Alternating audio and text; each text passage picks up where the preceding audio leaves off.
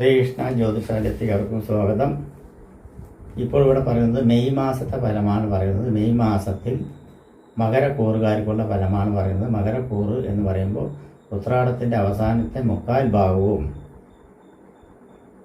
തിരുവോണവും അവിട്ടത്തിൻ്റെ ആദ്യത്തെ പകുതി ഭാഗവും കൂടി ചേരുന്ന മകരക്കൂറുകാർക്ക് മൂന്നാം ഭാവത്തിൽ അനുകൂല ഭാവത്തിൽ വളരെ അനുകൂല ഭാവത്തിൽ നിൽക്കുന്ന ശനി, രാഹു, ശുക്രൻ എന്നിവയെല്ലാം വളരെ അനുകൂല ഭാവത്തിലാണ്. 4 സൂര്യനാണ്.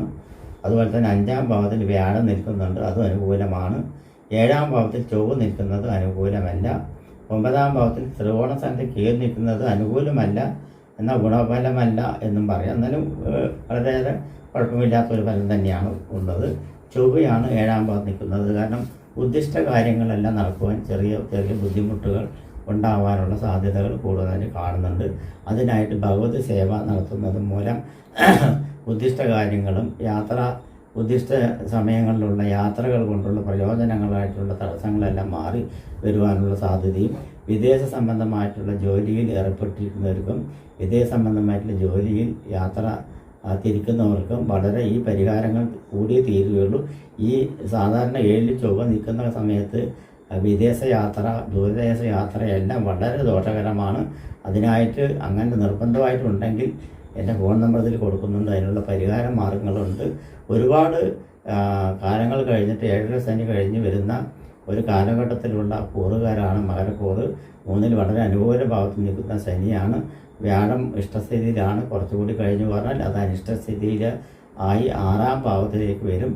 അതിനുള്ള പരിഹാരം കൂടി ചെയ്യണം. മാസത്തിൽ ഒരു പ്രാവശ്യം മഹാവിഷ്ണു പ്രീതി വരുത്തണം എന്നുള്ളത് തന്നെ പറയുന്നത്. അതുപോലെ തന്നെയാണ് ദേഹസംബന്ധമായിട്ടുള്ള അരിഷ്ടതകൾ മറ്റുള്ള കാര്യങ്ങളെല്ലാം നീക്കണം.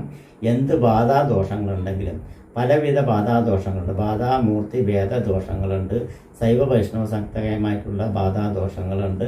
അതുപോലെ തന്നെ ത്രികാല സംബന്ധമായിട്ടുള്ള ബാധാദോഷങ്ങളുണ്ട്, ധർമ്മദേവ സംബന്ധമായിട്ടുള്ള ബാധാദോഷങ്ങളുണ്ട്. ദുർമരണത്തിൽപ്പെട്ടിട്ട് അപമൃത്യു സംഭവിച്ചിരിക്കുന്ന ബാധാമൂർത്തി ദോഷങ്ങളുണ്ട്. കരുക്കൾ, ക്ഷുദ്രാഭിചാരങ്ങൾ കൊണ്ടുള്ള കരുക്കളുള്ള ആഭിചാരങ്ങളുണ്ട്.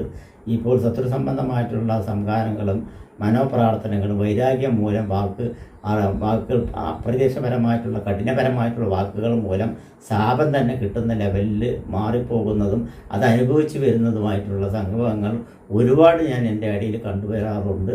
അതെല്ലാം ഭയങ്കര ഹീനപരമായിട്ടുള്ള പരിപാടികളാണ്. അതിനെല്ലാം എടുത്ത് മാറ്റിയെടുത്ത് നിവൃത്തി സ്ഥാനത്തിലേക്ക് കൊണ്ടുവരണം എന്നുള്ളതാണ് പറയാനുള്ളത്. അങ്ങനെയുള്ള കാര്യങ്ങളെല്ലാം ചെയ്തു കഴിഞ്ഞാൽ നിങ്ങൾക്ക് രക്ഷപ്പെടാനുള്ള മാർഗ്ഗങ്ങൾ ഒരുപാട് കാര്യങ്ങൾ തെളിഞ്ഞു വരും. നിങ്ങൾക്ക് സമയം പാഴാക്കാനില്ല എന്നാണ് പറയുന്നത്. അങ്ങനെ വല്ല ദോഷങ്ങൾ ജാതകത്തിൽ അനുകൂല ഭാവത്തിലാണ് ഒരു ജാതകം ജ്യോത്സ്യനെ കൊണ്ട് കാണിച്ച് നിങ്ങൾക്ക് നല്ല സമയമാണ്, യാതൊരു വിധത്തിലുള്ളതില്ല എന്ന് പറയുകയും പ്രശ്നം വെച്ച് നോക്കുമ്പോൾ പ്രശ്നത്തിൽ ഒരുപാട് പ്രശ്നങ്ങൾ കാണുകയും ചെയ്യുകയാണെങ്കിൽ അതിന് പ്രതിവിധി ചേരണം. സാധാരണ നല്ല കഠിനപരമായിട്ടുള്ള ദോഷങ്ങളാണ്. ഇപ്പോൾ വ്യാഴം പ്രശ്നം വയ്ക്കുന്ന സമയത്ത് വ്യാഴം 3-ലോ 6-ലോ 12-ലോ 8-ലൊക്കെ നിൽക്കുകയാണെങ്കിൽ 8-ലൊക്കെ വരികയാണെങ്കിൽ കഠിനപരമായിട്ടുള്ള ദോഷങ്ങളുണ്ട്. അതിന് വിപുലപരമായിട്ടുള്ള താമ്പൂല പ്രശ്നം, അഷ്ടമംഗല പ്രശ്നമെല്ലാം വെച്ച് അതിൻ്റേതായിട്ടുള്ള പരിഹാര മാർഗങ്ങളെല്ലാം തേടുകയാണെങ്കിൽ നിങ്ങൾക്ക് തീർച്ചയായിട്ടും രക്ഷപ്പെടാൻ പറ്റും എന്നുള്ളതിൽ പറയാം. ഇനി വരാൻ പോകുന്ന കാലം നിങ്ങൾക്ക് വളരെ അനുകൂലപരമായിട്ടുള്ള ഒരു സംഭവം തന്നെയാണ്. 2.5 കൊല്ല വർഷം ഇനി വരാൻ പോകുന്നത്.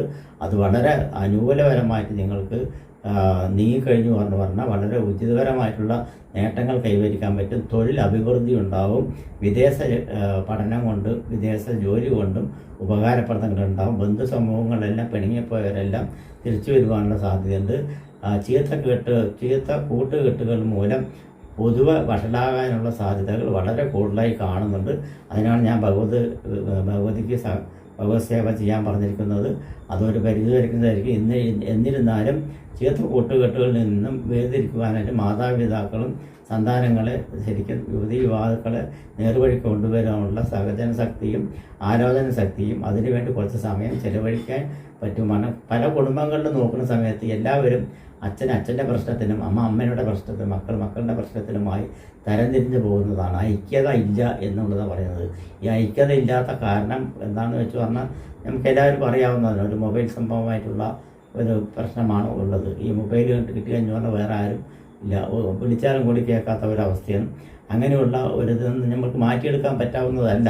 എന്നിരുന്നാലും കുറേയേറെയൊക്കെ നമ്മൾക്ക് സാഠ്യം പിടിച്ച, അതായത് അഹങ്കാരം. ഒരു ഉദാഹരണം പറയാം. എന്നോട് ജ്യോത്സ്യം വന്ന് മകൻ എത്ര പറഞ്ഞാലും ശുണ്ഠി കയറിയാവോ അവൻ ഇങ്ങോട്ട് ആക്രമിക്കാൻ വരികയാണ്, എന്നെ ഇങ്ങോട്ട് ആക്രമിക്കാൻ വരികയാണ്, മാതാപിതാക്കളെ കടിച്ച് കയറാൻ വരികയാണ്. പേപ്പറിൽ മറ്റുള്ളതൊക്കെ പരിശോധിച്ചിട്ട് കാണുമ്പോൾ കത്തി കോടാലി എങ്ങനെ മാറ്റി വെക്കേണ്ട അവസ്ഥയാണ് വരുന്നത്. അപ്പോൾ ഞാൻ പറഞ്ഞു, നിങ്ങൾ ധിക്കരിച്ച് ഞാൻ തയ്യാറാണ്. ഇങ്ങനെ ഒരു മകനില്ല, അല്ലെങ്കിൽ അങ്ങനെ മകനില്ല എന്നല്ല, അങ്ങനെയുള്ള ആഘോഷമായിട്ടുള്ള ധീരതയായിട്ടുള്ള പ്രയോഗം ഇപ്പം തന്നെ നിങ്ങൾ അവർക്ക് എടുത്ത് നീട്ടിക്കഴിഞ്ഞാൽ, കാരണം അവർക്ക് വരുമാന മാർഗമില്ല. അപ്പോൾ ആ ധീരതയോടുകൂടി എടുത്തു കഴിഞ്ഞ് പറഞ്ഞാൽ അവരുടെ പത്തി മടക്കുകയാണ്, പത്തി താഴുകയാണ്. അവരുടെ പത്തി താഴ്ന്ന് മുടങ്ങിപ്പോണ്. അതേ സമയത്ത് അവരുടെ ഭീകരമായിട്ടുള്ള പ്രവർത്തനത്തിൽ നിന്ന് നമ്മൾ കൂട്ടു നിന്ന് കഴിഞ്ഞാൽ ഒരുപാട് വഷളായി ഇപ്പോൾ നമ്മൾ പത്രങ്ങളിൽ കണ്ടുവരുന്ന ഒരുപാട് സാഹസികങ്ങൾ നമ്മൾക്ക് നേരിടേണ്ടി വരും എന്നൊക്കെയാണ് പറയുന്നത്. ഈ രാശിനെ പുറത്തുവരയ്ക്ക് ഞാൻ പറയുകയല്ല, പൊതുവായിട്ടുള്ളൊരു കാര്യം പറയുകയാണ്. ഈ രാശിക്കാർക്ക് വലിയ കുഴപ്പമില്ലാത്തൊരു സമയം തന്നെയാണ് പറയുന്നത്. എന്നിരുന്നാലും ഇവർക്ക് അനുകൂലപരമായിട്ടുള്ള സമയമാണ് ഇപ്പോൾ നടന്നുകൊണ്ടിരിക്കുന്നത്. ആ അനുകൂല ഭാവം ശരിക്കും കിട്ടണം. ഭവനയോഗം കാണുന്നുണ്ട് കേട്ടോളൂ, നല്ല ഭവനയോഗം കാണുന്നുണ്ട്. പുതിയ ഭവനം വെക്കാൻ പറ്റുകയാണെങ്കിൽ ഇപ്പോൾ നിങ്ങൾ അതിന് തുടക്കം കൊടുത്തു കഴിഞ്ഞു പറഞ്ഞാൽ ഏകദേശം ഒരു 2 വർഷമാകുമ്പോഴേക്കൊക്കെ നല്ല നിങ്ങൾ ഉദ്ദേശിക്കുന്ന ഭവനങ്ങൾ പൂർത്തീകരിച്ച് ഗൃഹപ്രവേശം നടത്താൻ പറ്റും. അതുപോലെ തന്നെ രാജ്യം വിട്ട് രാജ്യത്തിലേക്ക് പോകാനോ തയ്യാറായി നിൽക്കുന്നവർക്കാണെങ്കിലും ഉണ്ട്. അതുപോലെ തന്നെ പുതിയ ഭവനങ്ങളെല്ലാം വെച്ച് അത് വിൽക്കാൻ തയ്യാറായി നിൽക്കുന്നവർക്ക് പുതിയ സ്ഥലങ്ങൾ വാങ്ങിച്ച് വീട് വെക്കാനുള്ള അവസരങ്ങളും തീർച്ചയായിട്ടും ഉണ്ടാകും. പേടിക്കേണ്ട ആവശ്യമില്ല. ഇതിൽ പേടി പറഞ്ഞൊരു സാധനമില്ല. കാരണം പേടി എന്ന് പറഞ്ഞാൽ എന്താണ്? മരണമാണ് പേടി. ആ മരണത്തിനെ അതിജീവിപ്പിക്കുക എന്നുള്ളതാണ് പറയുന്നത്. കടബാധ്യത ഇന്നേക്ക് നോക്കിക്കഴിഞ്ഞാൽ 75% കടബാധ്യതയാണ് ജനങ്ങൾ നീങ്ങിക്കൊണ്ട് തന്നെ ഇരിക്കുന്നത്. ആ കടബാധ്യതയിൽ നിന്ന് രക്ഷപ്പെടാൻ എന്താ മാർഗം എന്ന് നോക്കി നടക്കുന്ന സമയത്ത് മറ്റുള്ള ഒരു കാര്യങ്ങളിലും ശ്രദ്ധ കേന്ദ്രീകരിക്കുന്നില്ല എന്നുള്ളതാണ്. സ്ത്രീകളുടെ ജനാധിപത്യം ഇവിടെ കൂടിക്കൊണ്ടുവരാനുള്ള കാരണം തന്നെ എന്താണെന്ന് വെച്ച് പറഞ്ഞാൽ ഈ സ്ത്രീ സ്വാതന്ത്ര്യം കൂടുതലായി പോയി എന്നല്ല പറയുന്നത്. അവർ കുറച്ചുകൂടെ ശ്രദ്ധിക്കണം ഇതിൽ. അതായത് കുടുംബത്തിനെയും ഭർത്താവിനെയും മക്കളെയും കുറച്ച് ശ്രദ്ധിക്കണം. ഇത് ഞങ്ങൾക്ക് മാത്രമാണ് ബാധകം, ഭർത്താവിന് ഇതിന് ബാധകമല്ലേ എന്ന് ചോദിക്കും. പക്ഷെ ബാധകമാണ്. പക്ഷെ ബാധകത്തിൻ്റെ വിലയിൽ ഭർത്താവിനെയും നമ്മൾ ശ്രദ്ധിക്കണം, ഭർത്താവിനെയും ഭർത്താവ് ഭാര്യനെയും ശ്രദ്ധിക്കണം, കുട്ടികളെയും ശ്രദ്ധിക്കണം എന്നാണ് പറയുന്നത്. അങ്ങനെയുള്ള കാര്യങ്ങളാണ്. അപ്പോൾ മകരരാശിക്കാർക്ക് ഇപ്പോൾ ഈ അനുകൂല സംഭവപരമായിട്ടുള്ള കാര്യങ്ങൾ വന്നിരിക്കുന്ന കാരണമാണ് ഇത്രയടുത്ത് പറയാൻ കാരണം. നിങ്ങൾക്ക് ചെയ്യേണ്ട പരിഹാരം എന്ന് വെച്ചാൽ ശിവനെങ്കിൽ ധാര, വിളക്ക്, മാല എന്നിവയെല്ലാം നടത്തുക. മഹാവിഷ്ണുവെങ്കിൽ ഇനി ഈ മെയ് മാസത്തിൻ്റെ മധ്യത്തിന് ശേഷം മഹാവിഷ്ണുവിൻ്റെ മാസത്തിൽ ഒരു പ്രാവശ്യം ഈ നക്ഷത്രത്തിൽ പെട്ടിരിക്കുന്നവർ തീർച്ചയായിട്ടും ഈ വഴിപാടുകൾ മറ്റും ചെയ്തു കഴിഞ്ഞാൽ കുടുംബത്തിൽ ഐശ്വര്യ അഭിവൃദ്ധി ഉണ്ടാകും. പിന്നെ കുറേ വർഷങ്ങളായിട്ട് വിവാഹാദി മംഗളകർമ്മങ്ങൾ മക്കൾക്ക് നടക്കുന്നില്ല എന്നൊരു ചിന്താഗതിയും അതൊരു മനോവിഷമമായിട്ടും കിടക്കുകയാണെങ്കിൽ അതും സാധ്യമാകാനുള്ള സാധ്യതകൾ തീർച്ചയായിട്ടും കാണുന്നുണ്ട്. മഹാവിഷ്ണു പ്രീതി, ഗുരുവായൂരപ്പൻ്റെ പ്രീതി, പ്രപഞ്ചം സൃഷ്ടിക്കുന്ന പ്രപഞ്ചകാരകനായിട്ടുള്ള അവൻ്റെ ആ ഒരു കടാക്ഷം തന്നെയാണ് ശരിക്കും നമുക്ക് വേണ്ടത് എന്ന് തന്നെ ഞാൻ പറയാം. നമസ്കാരം.